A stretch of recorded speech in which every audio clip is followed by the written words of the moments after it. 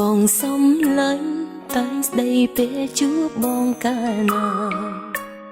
អីលើមិនចង់ស្នេហាត្រូវឈឺចាប់ហើយគឺជាកំហុងអូនធ្វើឲ្យបងឈឺចាប់អិនស្បើយអូនមិនសង្សំឡើយធ្វើខំលើថ្លៃចង់ត្រឡប់នឹងដែរក៏ប៉ុន្តែត្រឡប់មិនបានរឿងដែលមិននឹកស្មានគឺអូនមានថ្មី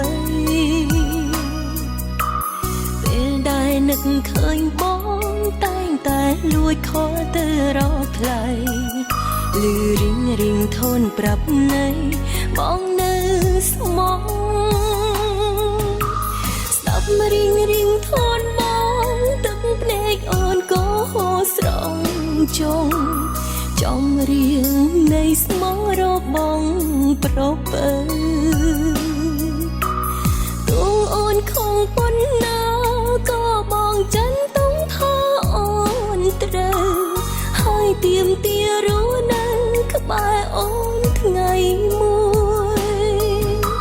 ស្ដាប់រីងធូនបងបែដងអូនអាណិតបងណាស់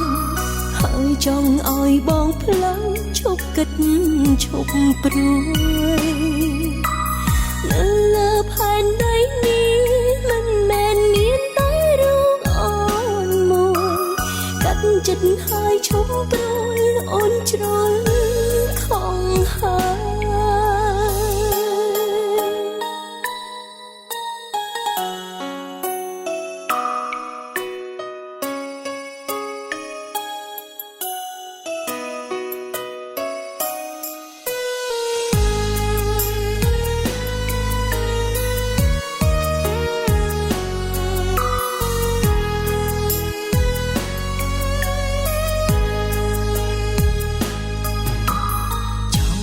ឡប់នឹងដែរក៏ប៉ុន្តែត្រឡប់មិនបាន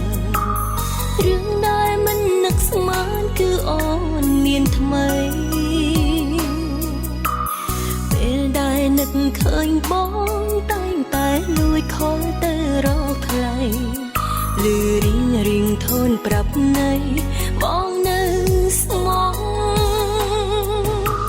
ស្ដាប់រីងធូនបងទឹកភ្នែកអូនក៏ហូរស្រង់ចង់រៀងនៃស្មោះរបង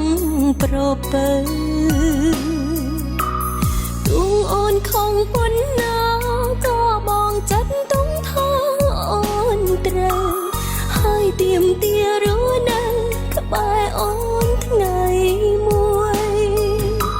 ស្ដាប់រីងធូនបងបែដងអូនអាណិតបងណាស់